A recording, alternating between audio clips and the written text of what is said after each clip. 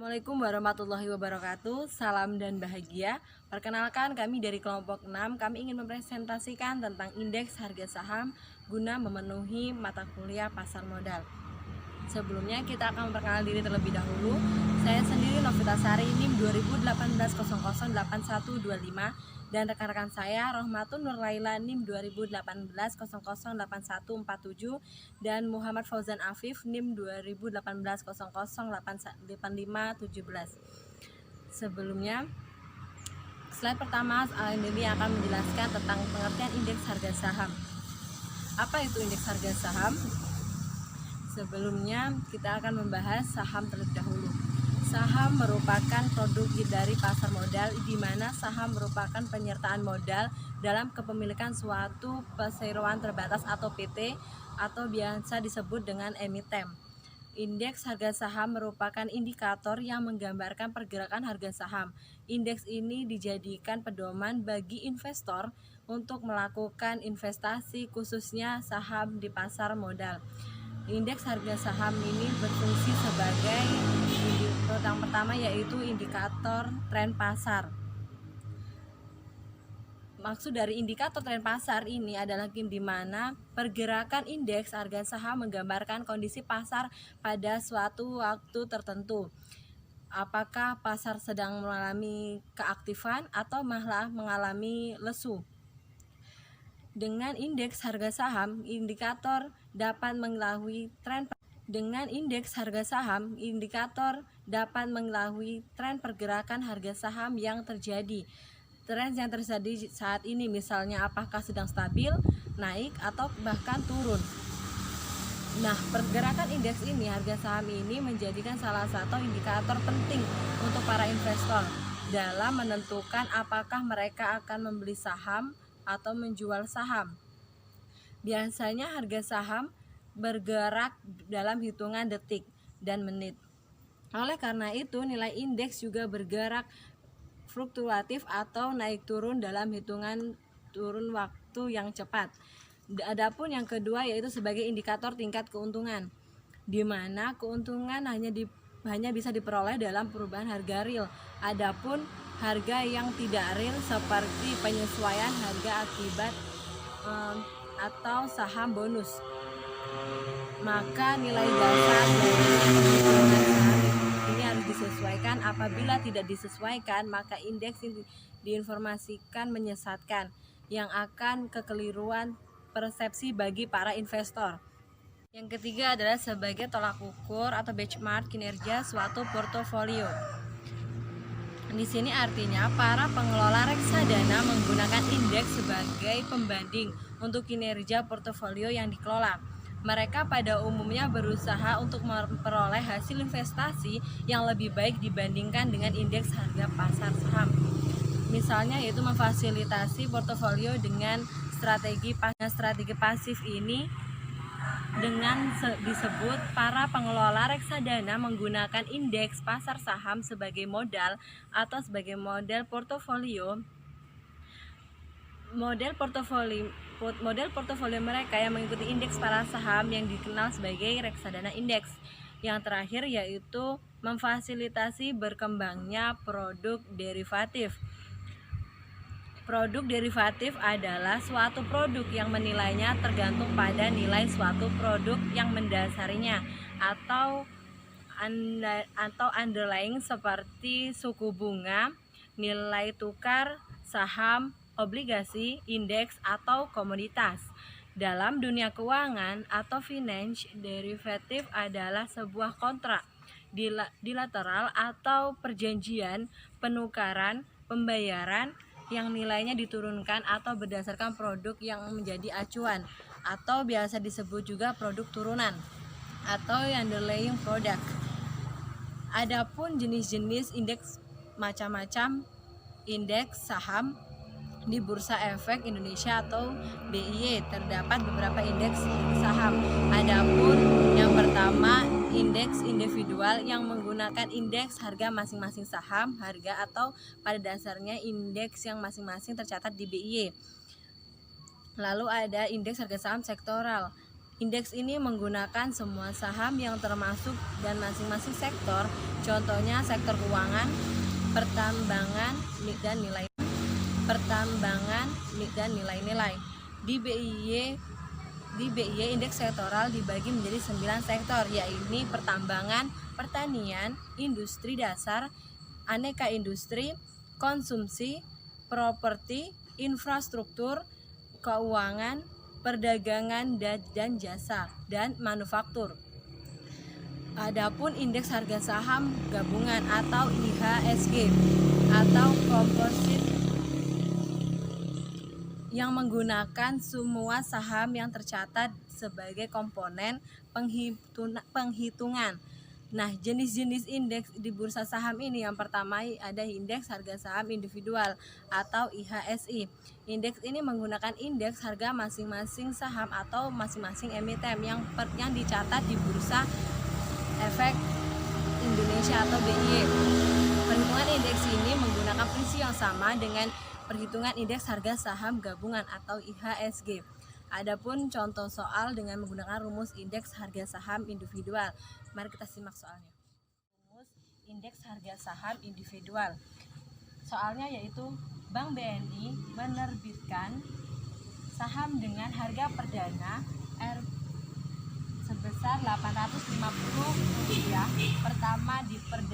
pertama diperdagangkan di Bursa Efek Jakarta, ditutup dengan harga Rp1.250.000 berapa nilai indeks individual saham Bank BNI pada harga tersebut. Nah, menggunakan rumus indeks harga saham individual, yaitu harga pasar per unit dibagi dengan nilai dasar per unit dikali dengan 100. Kita hitung IHSI Bank BNI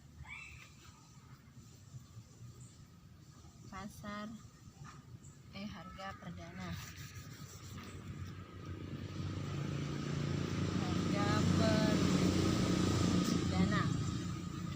Itu Rp 850 dibagi dengan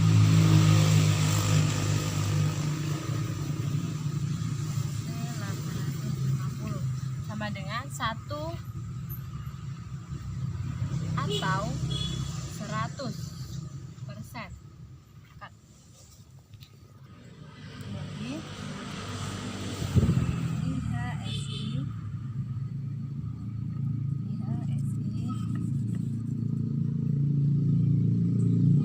Bank BNI pada hari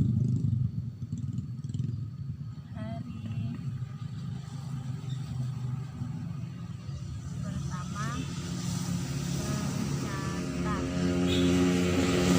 tercatat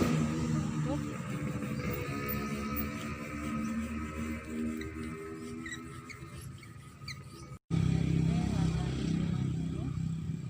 sama dengan 1,4058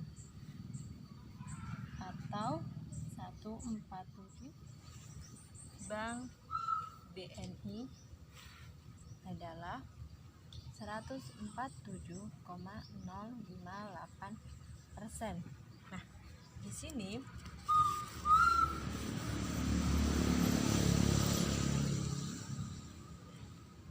berarti Bank BNI mengalami kenaikan dari 100%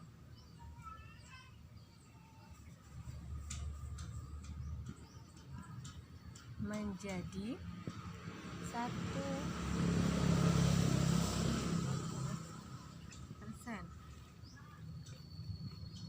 atau naik 47,058%.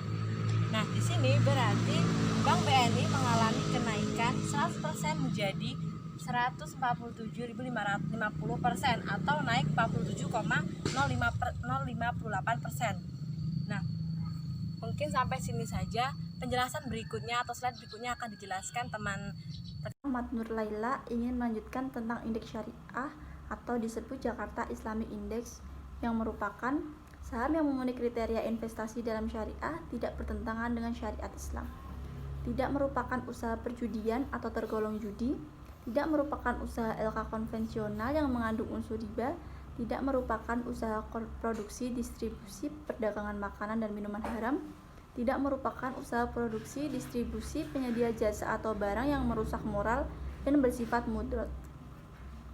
Yang keempat, tentang indeks LQ45. Tujuan dibuatnya indeks LQ45 ini supaya dapat dijadikan sarana yang objektif, terpercaya oleh analisis keuangan, manajer investasi dan investor dalam mengawasi pergerakan harga saham-saham di BEI. Komponen indeks LQ45 adalah 45 emiten yang memiliki likuiditas tinggi dan memiliki kualifikasi. Yang pertama, emiten harus memiliki kapitalisasi pasar yang termasuk ke dalam 60 saham dengan nilai kapitalisasi pasar terbesar di BEI dalam kurun waktu 1 tahun. Yang kedua, emiten dalam indeks LQ45 merupakan salah satu 60 saham yang dinilai paling liquid di bursa karena memiliki nilai transaksi perdagangan terbesar di pasar reguler. Yang ketiga, emiten sudah melakukan listing di Bursa Efek Indonesia minimal 3 bulan terakhir. Oleh karena itu, saham-saham baru yang baru saja melakukan IPO tidak dapat tergolong dalam indeks LQ45. Yang keempat terakhir, emiten mempunyai kinerja dan prospek ke depan yang baik. Yang kelima, tentang indeks Sri Kehati. Tujuan dari dibuatnya indeks saham Sri Kehati adalah untuk menyediakan informasi tambahan terhadap para investor terkait dengan perusahaan manakah yang menguntungkan secara ekonomi, namun tetap peduli terhadap lingkungan dan dalam menjalankan bisnisnya dengan tetap memperhatikan kelestarian lingkungan hidup. Yang keenam adalah indeks saham papan utama dan indeks papan pengembangan. Indeks papan utama diperuntukkan untuk emiten yang memiliki ukuran besar serta mempunyai riwayat kinerja yang baik. Sebaliknya, emiten-emiten yang belum bisa memenuhi kualifikasi pencatatan di indeks saham papan utama akan dimasukkan ke dalam indeks saham papan pengembang. Pada indeks saham papan pengembangan ini, emiten sebenarnya memiliki prospek bagus, tapi belum banyak menghasilkan keuntungan. Indeks Pevindo 25. Pevindo 25 adalah indeks harga saham yang terbentuk karena hasil kerjasama dari Bursa Efek Indonesia dan Lembaga Pemeringkatan Indonesia yaitu Pevindo. Indeks tersebut terdiri dari emiten-emiten perusahaan kecil dan menengah yaitu SME yang dipilih dengan mempertimbangkan kinerja keuangan serta kinerja likuiditas. Indeks Kompas 100. Indeks Kompas 100 adalah indeks saham yang tersusun atas 100 saham dari emiten yang tercatat di BEI dengan mewakili sekitar 70-80% dari total nilai kapitalisasi seluruh saham di bursa. Indeks saham Kompas 100 bisa memberikan gambaran serta kecenderungan arah pergerakan indeks. Selain itu, indeks ini bisa memberikan manfaat pada investor untuk terus membuat inovasi dalam hal pengelolaan dana yang berbasis saham. Indeks sektoral. Indeks ini tersusun dari semua emiten yang tercatat di BEI dikategorikan ke dalam 9 sektor. Sektor ini antara lain adalah sektor pertanian, pertambangan, industri dasar, aneka industri, barang konsumsi, properti, infrastruktur, keuangan, perdagangan, dan jasa.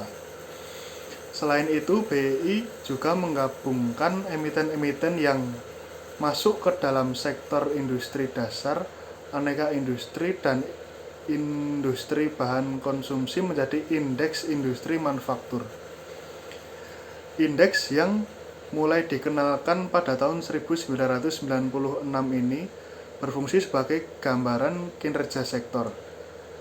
Sebagai contoh, ketika saham di sektor keuangan memiliki tren yang baik, maka dapat diperkirakan bahwa kondisi sektor ini memiliki prospek yang baik. Di samping itu, sektor yang mempunyai tren baik juga mengindikasikan saham yang diperdagangkan dalam sektor itu juga memiliki nilai tambah yang optimis. Contoh perhitungan indeks harga saham. Indeks harga saham merupakan angka yang tersusun dengan hitungan tertentu sehingga menghasilkan tren. Sedangkan angka indeks itu sendiri dibuat untuk membandingkan perubahan harga saham dari masa ke masa. Dengan demikian, untuk bisa menemukan angka indeks harus tersedia data terlebih dari satu.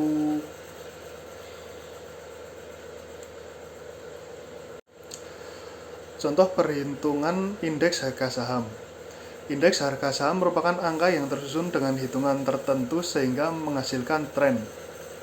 Sedangkan angka indeks itu sendiri dibuat untuk membandingkan perubahan harga saham dari masa ke masa. Dengan demikian, untuk bisa menemukan angka indeks harus tersedia data lebih dari satu karena harus ditentukan waktu dasar dan waktu berlaku. Berikut adalah contoh datanya. Indeks harga saham menggunakan rumus umum yaitu IHS sama dengan HT atau harga pada waktu yang berlaku dibagi H0 atau harga pada waktu dasar dikalikan 100%.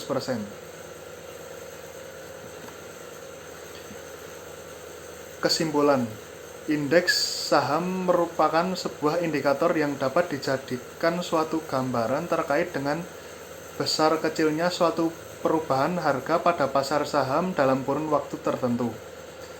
Dengan adanya serangkaian perhitungan yang menggabungkan metodologi perhitungan indeks dengan pilihan instrumen pasar modal serta keuangan, bermacam jenis indeks saham BEI diharapkan mampu menyediakan investor pandangan serta gambaran akurat mengenai kondisi serta arah pergerakan pasar yang aktual. Contoh kasus, ISHG jatuh di bawah 6.000. Ternyata ini adalah pemicunya. Jakarta CNBC Indonesia, dampak meluasnya penyebaran virus corona menjadi kecemasan global dan menyebabkan pasar saham domestik terkoreksi cukup dalam, kendati indeks lain di bursa Asia seperti Hang Seng, Kospi, dan Nikkei masih menghijau. Indeks harga saham gabungan atau IHSG jebol di bawah level psikologis 6.000. Tempatnya menjadi 5.961 pada perdagangan sesi 1 pagi ini. Koreksi yang terjadi pada ISHG mencapai 96 poin atau minus 1,58%, besaran yang signifikan meningkat pergerakan sudah di atas 1%. Berikut adalah contoh kasus Jakarta CNBC Indonesia. Dampak meluasnya penyebaran virus corona menjadi kecemasan global dan menyebabkan pasar saham domestik terkoreksi cukup dalam, kendati indeks lain di bursa Asia seperti Hang Seng, Kospi, dan Nikkei masih menghijau. Indeks harga saham gabungan atau ISHG jebol di bawah level psikologis 6.000, tepatnya menjadi 5.961 pada perdagangan sesi 1 pagi ini. Koreksi yang terjadi pada ISHG mencapai 96 poin atau minus 1,58%, besaran yang signifikan mengingat pergerakan sudah di atas 1%. ISHG melemah ketika indeks saham utama lain seperti Kospi di Korea Selatan naik 0,26%, Hang Seng di Hong Kong naik 0,66%, dan Nikkei 225 di Jepang naik 1,26%. Dilihat secara sektoral, hampir seluruhnya terkoreksi, di mana koreksi terbesar secara persentase dialami oleh sektor tambang minus 2,35%, sektor keuangan 1,8%, dan sektor industri dasar 1,4%. Sementara itu, transaksi saham mencapai 1,91 triliun rupiah dari 1,80 miliar saham yang diperdagangkan. Secara year to date,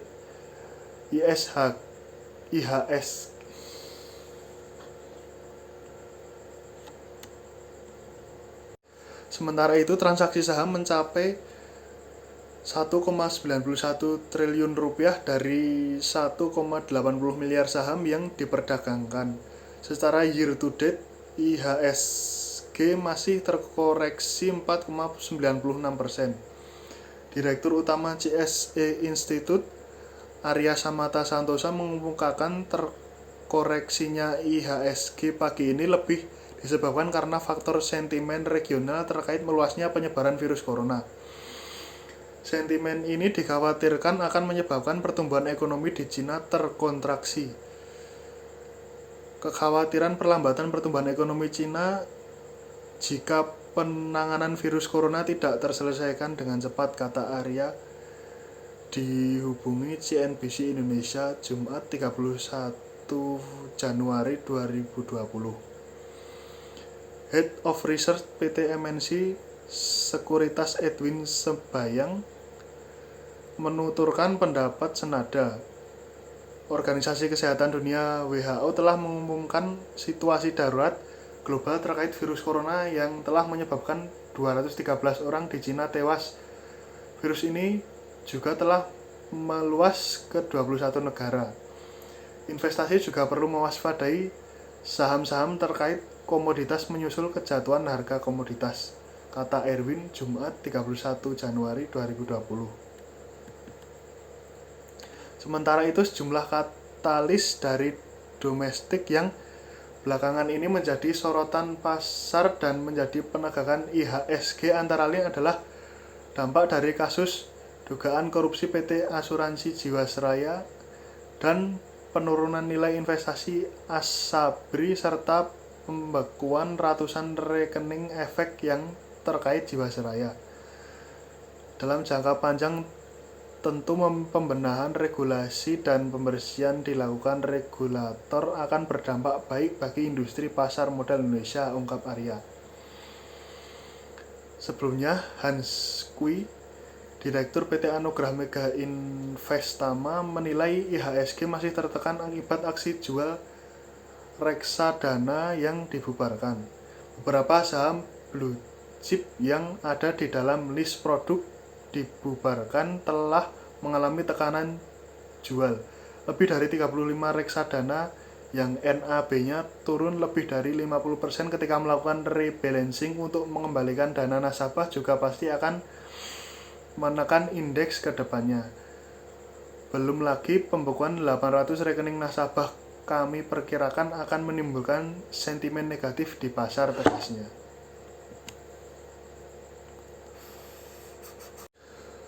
Berikut adalah solusi dari kami. Solusinya adalah pemerintah harus bisa meyakinkan para investor bahwa perekonomian di Indonesia akan berkembang walaupun terdampak virus COVID-19 sehingga IHSG dapat kembali naik dan stabil. Pemerintah juga harus segera menyelesaikan kasus dugaan korupsi PT Asuransi Jiwasraya karena dapat mengakibatkan penurunan nilai investasi Asabri serta pembekuan ratusan rekening. Terima kasih.